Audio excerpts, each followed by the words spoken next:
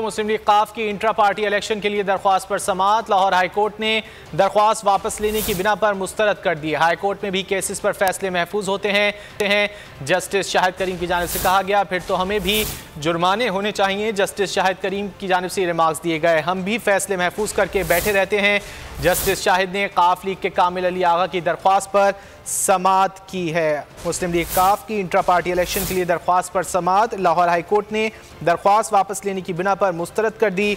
Justice Shahid करीम ने कहा कि हाईकोर्ट में भी फैसले महफूज होते हैं, फिर तो हमें भी जुर्माने होने चाहिए। हम भी फैसले महफूज करके बैठे रहते हैं।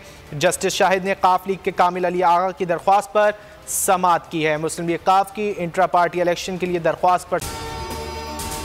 अगर आपको ये वीडियो पसंद आए तो लाइक पर क्लिक करें। समाअत हुई है। लाहौर हाईकोर्ट ने दरख्वास्त वापस लेने की बिना पर मुस्तरद कर दी है।